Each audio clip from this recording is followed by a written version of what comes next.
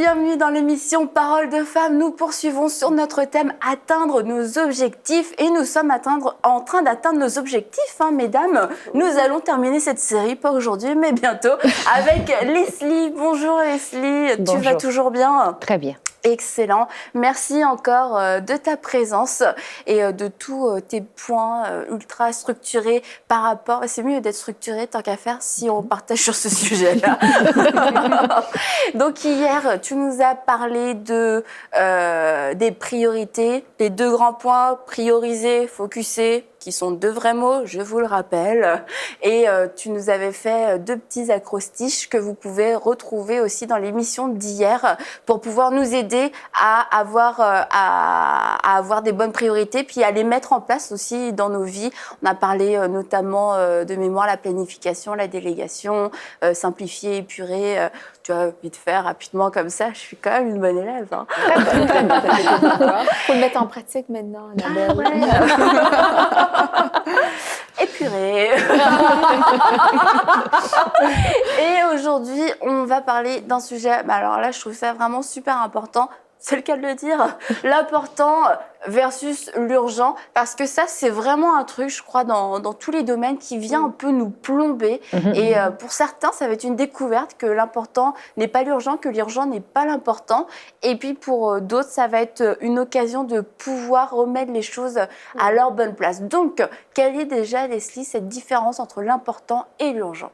Mais en fait, la différence est énorme. Et on pense que dans la même phrase, les deux fonctionnent toujours. Mais ce n'est pas la vérité. On pense souvent à la gestion du temps. Mais savoir faire la différence entre l'important et l'urgence fait partie de la gestion d'équilibre de vie. Tu veux être équilibré, tu dois fatalement discerner ces deux catégories. Et ça va t'aider à rester collé à tes priorités. Commençons avec l'urgence. L'urgence, c'est quelque chose qui doit se faire très vite avant que le délai soit passé. Sinon, tu auras de grosses conséquences. Par exemple, la faire déclaration d'impôt. Le truc auquel j'avais pas du tout pensé. C'est la première chose. Parce que je ne l'ai pas faite encore. J'ai 4 jours. On est en plein déménagement. Voilà, j'ai 4 jours pour la situation faire. d'urgence. Ah ben là, c'est urgent. Non, Ben depuis voilà. tout à l'heure, je suis là. Il faut que je fasse ça. Mais c'est exactement une situation d'urgence. Ouais. Payer tes factures. Ouais. Il y a un moment donné, tu le sais, tu vas recevoir un appel téléphonique. Ça veut Ou dire t'en que c'est recevras urgent. pas parce que tu auras plus de ligne. Plus de ligne. L'urgence égale gros problème à la clé. On parlait la dernière fois de l'environnement. Rénover sa maison. Si on sait qu'on a un début de champignons sur les murs et qu'on fait rien, ça devient très urgent. Ah ouais. Parce que c'est dangereux pour ta santé. Et l'urgence amène au danger. Et c'est là qu'on doit justement réaliser, peu importe la zone de priorité, comme on disait au premier épisode, l'urgence égale dangereux. Il y a vraiment quand même, ceci dit, des urgences qui s'imposent, entre guillemets, à nous, et pas parce que c'est de la négligence, on est d'accord, mais il y a quand même beaucoup d'urgences qui passent dans la catégorie urgence parce qu'on n'a pas pris le temps de les traiter au temps convenu ou au temps convenable. Prenons la santé. Il y a des choses où on sait que si on n'a pas de repos, ce qui est important d'avoir du repos, mais à force de tirer sur la corde, tu te retrouves malade, tu es cloué dans ton lit. On peut parler également de l'obésité morbide ou de l'obésité. Tu te laisses aller, tu manges ce que tu veux, et à un moment donné, tu vas chez le médecin, et là, il te dit « Excusez-moi, vos résultats sont chaotiques. » Ah ouais? Là, tu es dans une situation d'urgence. Pourtant, tu sais que ton corps est important. Le mariage, la même chose, c'est quelque chose qui est important, mais à force de le négliger, tu arrives quasiment au point de rupture et là, ça devient une urgence. Et on doit, en tant que femme de Dieu et même homme de Dieu, on doit avoir conscience et prioriser ce qui est réellement important. L'urgent va toujours rester urgent, quoi qu'il arrive. Il ne changera jamais. Mais l'important devrait être priorisé dans notre existence, parce que c'est ça qui va nous aider à nous développer d'une manière saine, d'une manière responsable. C'est là aussi où on va pouvoir apprécier les vraies choses de la vie. Oui, on écoute, on est absorbés. Je dis OK, je suis toute seule. Mais c'est important. L'important, c'est quoi? C'est de faire les tâches nécessaires en temps et lieu. comme la déclaration d'impôt, en temps et lieu. Quand on respecte nos importances, on est moins épuisé. Ça rentre dans la routine au fur et à mesure. En tant qu'entrepreneur, des fois, on attend le dernier moment pour envoyer à son comptable les entrants et sortants de l'année. Le dernier moment. Mais si on le faisait au fur et à mesure des mois, ce serait tellement plus simple. Tu ne passerais pas 4 jours dessus, ça te prendrait quelques heures dans ta journée, même pas quelques minutes dans ta journée. Et ce serait tellement plus simple, tellement plus facile. Également, ça nous permet, oui, de voir la mission s'accomplir, mais ça nous permet également de voir notre évolution et notre croissance quand on prend soin de l'importance. C'est comme une plante. C'est un mauvais exemple, la plante. Ah bon? Annabelle, elle est faite pour mourir. Elle n'a pas le pouce vert. Mais c'est important qu'elle boive de l'eau. Oui, oui. Oui, une fois qu'elle est morte, c'est urgent de lui donner de l'eau, mais des fois c'est trop tard. Exactement. Exactement. Mais moi, je pense qu'il y a des plantes, déjà, quand tu les achètes, elles ont un problème à la base. Oui, le problème, c'est l'acheteuse. C'est quoi le problème? Donc, la plante, ok. À Ikea, ils vendent des plantes en plastique. Tu pourrais peut-être investir. Excellent, merci. Mais quand tu saisis également la nature des choses qui sont importantes dans ta vie, tu vas pouvoir prendre conscience aussi que tu fais partie de l'évolution et des changements qui vont aller avec. Tu vas faire partie de l'histoire de cette évolution-là. Tu ne fais pas juste subir finalement les circonstances et puis tes urgences, tout ce qui se présente à toi. Non. Et c'est pas comme Hamlet où là, tu es obligé de te tuer à la fin. Là, tu vas être un acteur du début à la fin. Un petit peu comme dans les films de Mary Poppins, où tout le monde va finir en chantant.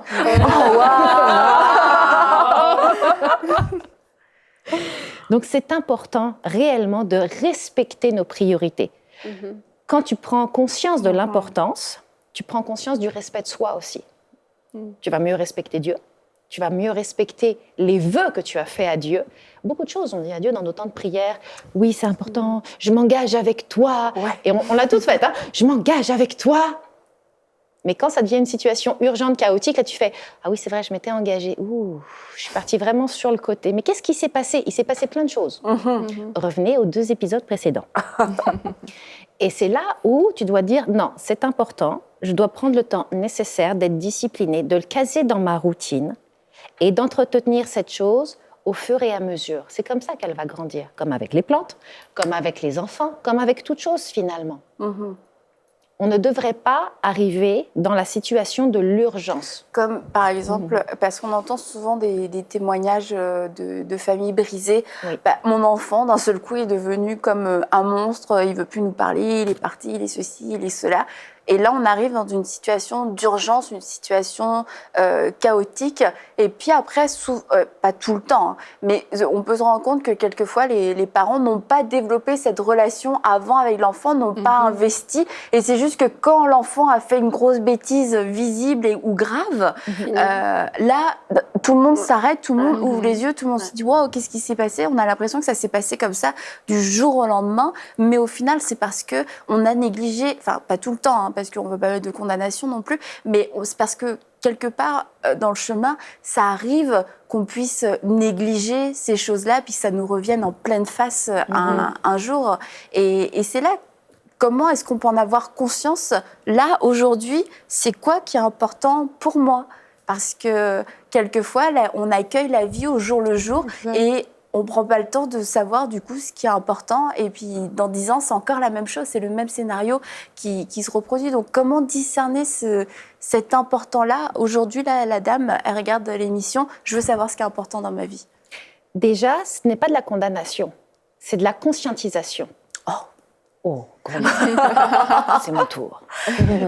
Je vais le redire, hein, t'inquiète pas. Parce que souvent, à force que le chrétien ou la chrétienne soit toujours cajolé et caressé, nos yeux sont voilés et on ne voit plus la chose. Quand justement on prend le cas de l'adolescent, que là, il fait une bêtise, il y a quelque chose qui s'est passé, oui, il y a eu de la négligence sévère. parce que c'était un processus de l'aider à grandir. Peut-être qu'on avait des problèmes, peut-être qu'on avait des manques de guérison, peut-être qu'on avait des blessures, peut-être que nous aussi, on a des choses à travailler. Mais en effet, l'important, c'est devenu une urgence. Qu'est-ce que pourrait être une vraie urgence? Tu es sur la route, tu conduis à Montréal, Non, dis à Paris, c'est plus... dans les super nids de poules, Ah et oui, là, ça, ton ouais. pneu éclate. Ça, c'est une situation d'urgence. Ouais. Tu ne pouvais pas prévenir ce moment-là. Exact. Là, c'est une situation d'urgence. Ça T'es dépend obligé de pas ta t'arrêter et de volonté. prendre soin de Ouais. ton pneu. Et t'es T'as pas le choix. obligé, Même si tu t'as n'as un pas le rendez-vous. choix. Il est arrivé, ça s'appelle la vie. Il est arrivé comme ça, il a dit « Salut, c'est moi, je m'installe ». Et là, tu dis « Non, tu t'installes Par pas ». contre, tomber en panne d'essence sur le pont Champlain, ça, c'est parce pas que une t'as- urgence, on c'est aurait pas pu la vie, l'éviter, quoi. Ça, c'est de la négligence. Ça, c'est de la négligence parce que ton réservoir, tu l'as vu se vider. À moins que tu avais une fuite. Et c'est là où on doit se dire « Ok, peut-être que je devrais être un petit peu plus responsable sur certaines choses. » Prévoyant. Prévoyant. Quand on est discipliné, quand on a une routine, et c'est pas un mauvais mot, on va en parler plus loin. routine. C'est pas un mauvais mot. Mais quand on peut, la routine et la discipline peuvent prévoir les choses à venir. Mais oui. Tout à fait. Donc on entretient ce qui est important. L'urgent va toujours rester l'urgent. Il y a des choses, malheureusement, comme une fuite dans une maison qui arrive comme ça, un trou, comme subitement, tu tombes malade, c'était pas prévu, il y a une urgence, tu te lèves un matin, ton enfant il a 42 fièvre alors que tu as une réunion super importante. Ben, c'est une urgence. Et tu dois y répondre. Parce que sinon, il y a des grosses conséquences. Oui. Mais l'importance, on doit prendre sérieusement conscience. Comment faire? Revenir aux 9 zones de priorité. Qu'est-ce qui, dans nos vies, ces importances, si on les laisse ainsi, vont réellement devenir des urgences? C'est ça. Le point de rupture. Réellement. Je pense, si je peux me permettre, si on prend l'habitude de faire des prises de conscience souvent, plusieurs fois dans l'année, dans notre vie, régulièrement, ça va nous empêcher de créer des situations d'urgence. J'ai un exemple dans notre vie où, il y a plusieurs années, mon mari travaillait beaucoup pour un certain... Organisme. un certain organisme. Et puis, pendant 9 mois au moins, on le voyait jamais les fins de semaine. Et puis, nous, notre langage d'amour, chez nous, on prend beaucoup de temps de qualité. C'est vraiment super important pour les enfants. Et puis, il a réalisé, au bout, je pense, de 6-7 mois, il dit, ben depuis tous ces mois-là, j'ai eu aucun repas avec des amis. Et puis, mais il aurait pu attendre encore plus longtemps, mais il a réalisé, et puis il est allé, entre autres, dans un voyage dans le nord blanc du Canada. Et il était vraiment pris... Son Afrique du Sud à lui. tu vois. C'est ça, il était pris dans un bizarre, il pouvait pas revenir, et puis je l'avais au téléphone, puis j'ai dit, ben écoute, là, t'es vraiment pris. J'ai dit, dis-moi si t'aimes ta vie, puis j'ai dit, là, t'as juste ça à faire, prier. J'ai dit, et si t'aimes pas ça, j'ai dit, on va faire les changements qui s'imposent. Et Dieu merci, son arrêt de quelques jours dans le blizzard du Grand Nord canadien a fait en sorte qu'on a complètement changé la direction. On a changé de cap. Et puis, ben, parce qu'on s'est arrêté, puis on a dit, ben Dieu, je suis pas certaine.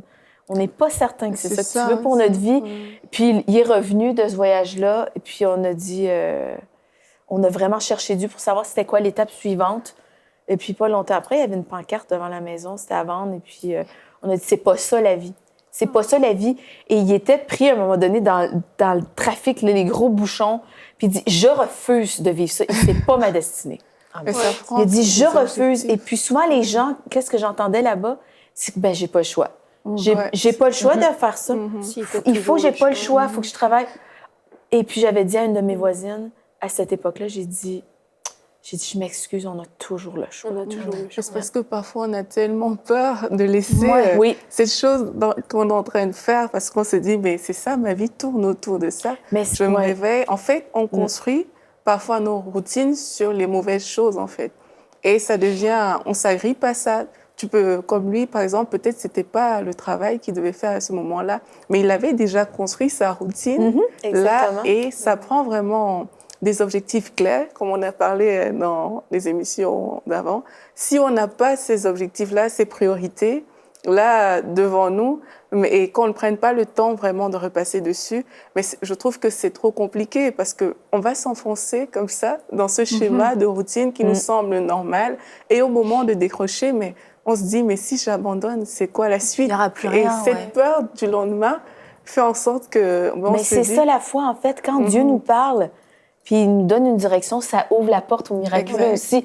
Pour nous, en fait, on a dit, OK, ben Dieu, on te suit. Et puis pendant 3 mois, Dieu a pris soin de nous surnaturellement.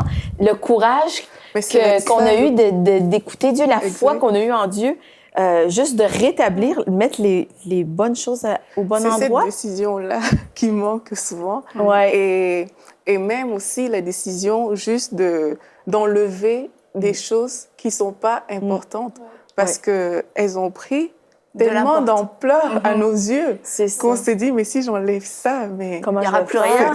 Comment je vais vivre ça? Il y a un psaume qui dit que mes actions soient bien réglées afin de ne pas pécher contre toi. Si tu règles mal tes actions, tu es amené à pécher. Dans le sens étymologique du terme, tu manques la cible.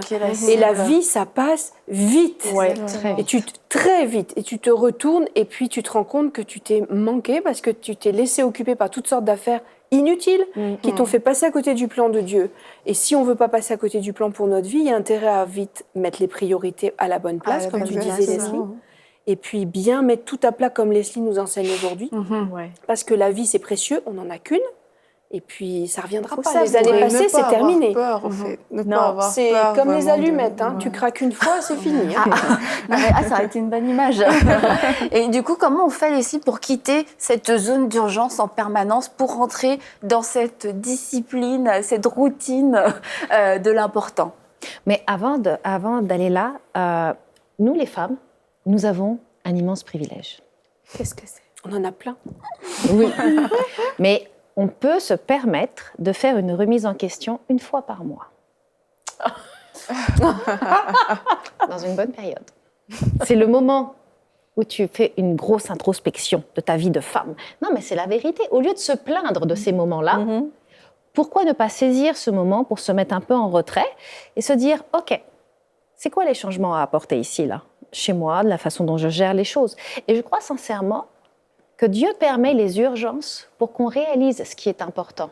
Justement, dans l'exemple de ton mari, avec le blizzard. Cette urgence-là a permis une conscientisation. Mais s'il n'avait pas eu, il aurait continué. Probablement.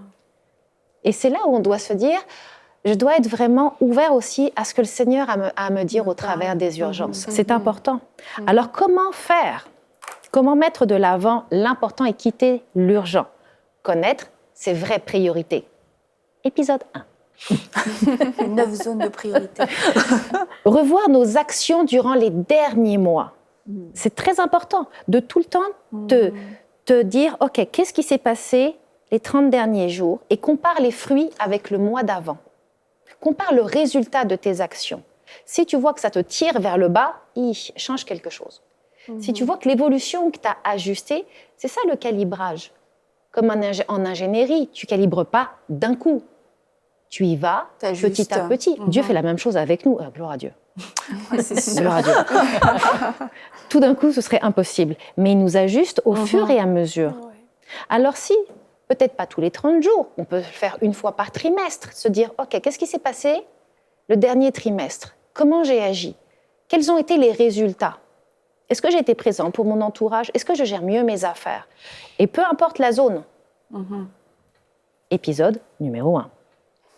Également, créer une stratégie de succès étape par étape. On va bientôt en parler, semaine après semaine et mois après mois. Une autre chose qui est vitale, devenir redevable et enseignable. Ça veut dire devenir partenaire.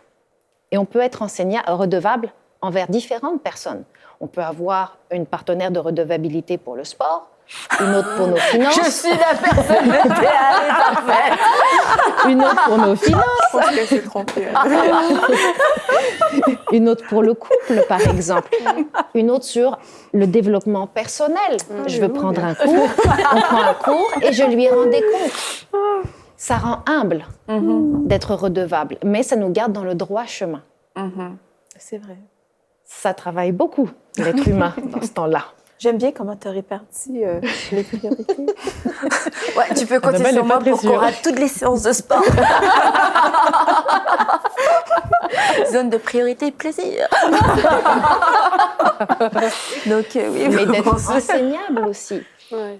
Que ton partenaire de redevabilité te dise, tu sais, tu avais des attentes et des objectifs. Là, je vois dernièrement que tu t'écartes. Reviens. Tout de suite. C'est quoi tes distractions dans ta vie? Reviens. Que tu sois soumis. La parole dit que nous sommes soumis les uns aux autres. Donc, nous devons être capables de parler dans la vie les uns des autres, avec amour, avec respect. Mais justement, quand tu trouves des partenaires de marche pour une saison, pour une raison ou pour une vie, tu vois de sérieux résultats. Et ça, c'est important. Pas obligé d'investir financièrement dans un mentor. Tu sais qu'il y a des gens qui sont fiables et stables dans ta vie. Il y a des gens qui ont des objectifs et qui sont capables de les accomplir. Colle-toi à ces gens-là, certainement. Ils vont t'aider. Et pour parler, on prend l'exemple des enfants, mais parce que on n'a pas forcément un barème dans notre vie à la fin de la journée qui nous donne des notes ou des choses. C'est bon, tu as été une bonne épouse, tu as été une bonne maman, tu as bien travaillé au travail. Mais c'est d'écouter, je prends l'exemple des enfants, parce que quelquefois les enfants parlent. Et puis, il suffit juste d'écouter ce qu'ils nous disent ou ce qu'ils nous reprochent aussi, et pas sur le ton du caprice ou quoi que ce soit, mais quelque chose comme qui revient régulièrement. Se dire, c'est peut-être là, moi, ma faiblesse, c'est peut-être là quelque chose que je devrais travailler. Mon enfant réclame beaucoup de temps. Et quelquefois, quand les enfants, en plus, je parle des enfants, mais quand les enfants réclament quelque chose et à répétition, on peut, nous, en tant que parents, avoir l'impression qu'ils l'ont eu tellement ils en ont parlé. Et ils t'ont tellement réclamé de temps ou de je sais pas quoi que tu as l'impression d'être allé 10 fois à l'aquarium, sauf que tu n'y es pas allé une seule fois, c'est juste qu'ils t'en parlent tous les jours. Et que l'aquarium, tu en as jusque-là. Mais c'est d'être attentif. Et pareil pour un époux, pareil pour un employé, des remarques qui reviennent régulièrement. C'est un bon baromètre pour pouvoir savoir où on en est sans le vivre comme des accusations, comme des caprices, comme des condamnations. Ça peut être juste des vérités, des gens, des personnes autour de nous qui nous font ressentir un manque ou un malaise par rapport à certaines choses qu'on fait ou qu'on ne fait pas. Et très souvent, ça va être très révélateur en effet de quelque chose qu'on a besoin d'ajuster en fait. Je crois aussi il y a une bonne, peut-être une bonne tactique à adopter. On sort pas de l'œuf, hein. On a un passé. Même si on a 20 ans, on a un passé. Et aujourd'hui, on a déjà les conséquences de certains choix qu'on a fait dans le passé, ou non-choix, c'est-à-dire la pagaille dans notre vie. On en a déjà les résultats. Et de se dire, alors ce que je vais choisir de faire ou de ne pas faire maintenant, ça va avoir des implications dans le futur. C'est vrai. Et on se rend compte, pour le physique, pour les études, pour n'importe quoi. On en paye déjà les conséquences de nos choix, en bon comme en mauvais. Donc je vais les payer bientôt. Alors, est-ce que dans 10 ans, j'ai envie de payer ça de cette façon? Et la plupart du temps, il n'y a pas besoin d'être Einstein pour savoir quelles sont les conséquences de nos choix ou de nos non-choix. Exact. Si je sais que j'ai une hygiène de vie qui est défaillante maintenant, quand j'en aurai 20 de plus, ça va m'amener des pathologies, toutes sortes de choses qui vont me ficher en l'air ma vie, m'enlever ma joie de vie. Ça vaut la peine d'investir maintenant. Si j'investis sur mon couple maintenant, je vais en avoir les fruits dans 20 ans. Ça prend de réfléchir à long terme, parce que... À long terme, tu es dans les deux sens, parce que le passé va t'aider à anticiper aussi ce qu'il y a devant toi. Exactement. Et moi, des fois, je me dis, alors, je sais pas, mettons, je sais pas, un truc idiot, j'ai mal à la cheville. J'ai mal à la cheville parce que le physio m'avait donné des exercices à faire tous les matins que j'ai jamais fait. Wow. Est-ce que c'est le physio qui était mauvais? Non, mais je prends un exemple comme ça par derrière mon chapeau, là, mais tu avais des exercices à faire, tu les as pas fait, ça aurait musclé, ça aurait prévenu, whatever. Et c'est la même chose. S'il y a des choses à faire maintenant et que tu les fais pas, tu vas avoir plus tard les conséquences. Il faut se voir. Et quand tu vois quand tu te projettes, mais c'est dur pour toi parce que tu es jeune. Mais quand tu avanceras un peu plus, ça sera plus facile à faire. Franchement, je comprends. Oui. Ouais. Et puis il y avait un dernier point aussi par rapport à ça. Pour en revenir à ce que Aurélie a beaucoup aimé, il y a les petits vampires, enlever tout ce qui est nuisible. Oui, et toxique. Là, c'est bon, tu les as toutes. Mais pour répondre à ta question, il y a une chose qui aide. C'est de mettre un tableau d'accomplissement. C'est comme les enfants. Comme les bonhommes sourires qu'on met sur les cahiers. Oui, mais cette fois, c'est des activités qui te plaisent. Je vais m'acheter des petits stickers. Et Des fois, on se dit, ben là, c'est juste bon pour les enfants. Non, c'est bon pour tous les êtres humains, parce que les enfants sont des êtres humains. Ouais. Et la société fonctionne sur un système de récompense, même encore maintenant. Mais tu dois t'apprendre à te récompenser toi-même. Tu sais que quand tu as honoré cette importance-là, quand tu as respecté l'échéance allouée, honore-toi, célèbre-toi. Bon, il est certain que... Tu as fait une bonne séance de sport, tu vas manger une bonne poutine, une bonne raclette. Mais tu peux aller t'acheter, par exemple, au bout de, je sais pas, tu as réussi à tenir 1 mois de sport à raison de 2 à 3 fois par semaine, un sport qui te plaît s'il te plaît, pas quelque chose que tu n'aimes pas, eh bien, justement, va te célébrer. Tu peux aller au spa, tu peux aller t'acheter une petite robe, tu peux aller faire une séance de manucure, quelque chose qui te plaît. Ah, ça, c'est bon, ça. D'avoir d'accomplissement. Et c'est ça la clé. Et tu te dis bravo. Oui, tu te récompenses parce que tu es capable de respecter tes échéances. Pas pour ce que tu vas faire, c'est pas un tableau d'encouragement. Parce que ça va t'aider à respecter tes engagements, à respecter tes échéances. Oui, envers les autres, mais surtout envers nous-mêmes. Parce que bien souvent dans la vie, la personne après qui on est la plus frustrée, c'est nous. Exactement. Mais ça veut dire qu'on peut se dire, si je fais mes séances de sport, je m'achète une belle robe, par exemple. Mais c'est ça qui encourage aussi, c'est de savoir qu'après ces séances, il y a la récompense, donc un tableau d'encouragement. Vous allez être partenaire de redevabilité. Des heures de plaisir, Aurélie. Comme on l'a dit également dans l'épisode précédent, oui, enlever tout ce qui est nuisible, toute distraction. Pas des distractions qui nous donnent du plaisir, mais des distractions qui nous drainent vers le fond. Des distractions, et on a tous des distractions différentes, mais on reconnaît le symptôme. Quand on tourne la tête et qu'on voit l'heure et on se dit « Waouh, j'ai perdu tout ce temps-là ». Ou quand des fois tu quittes certaines relations, tu as été manger avec quelqu'un au restaurant, tu rentres chez toi et tu te sens yark, t'es comme... Ça t'a rien apporté. Ça, vraiment, c'est un très grand signe. C'est comme, c'est pas évident, là. Ou tu commences, tu rentres chez toi et tu as passé un temps avec une amie ou un ami, et puis là, tu commences à être différent. Tu murmures, tu critiques, et tu sais que c'est pas ton attitude. Ou tu sais que tu as passé ton temps à tirer la personne, ça t'a pris toute ton énergie, 1 fois, 2 fois, oui, mais à chaque fois, pose-toi des questions. La qualité de l'entourage est vitale. Vitale pour atteindre ses objectifs dans la vie. Et la qualité de l'entourage devrait faire partie également des priorités. C'était dans les relations. Donc, prenez le temps de vous asseoir pour mettre ces conseils en pratique. Mais avant de les mettre en pratique, vraiment, faut prendre un temps, s'asseoir, repasser les zones de priorité et puis réfléchissez-y.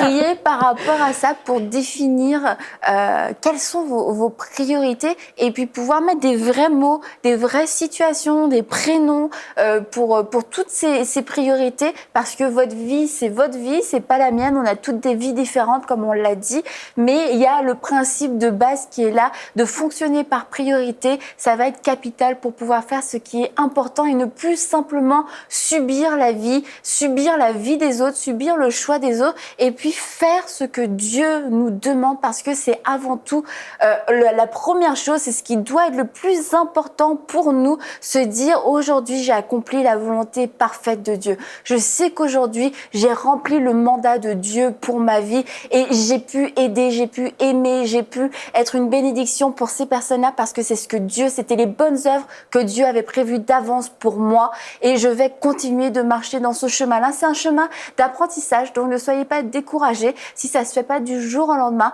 mais justement cette émission va vous permettre de pouvoir asseoir certaines choses et de pouvoir calibrer, comme on a dit, réajuster, et vous allez en voir le fruit. Donc on se retrouve demain pour une prochaine émission, toujours sur le thème des objectifs, et on verra comment avoir un planning, non seulement annuel, trimestriel, mensuel, hebdomadaire, quotidien. C'est demain dans Parole de Femme.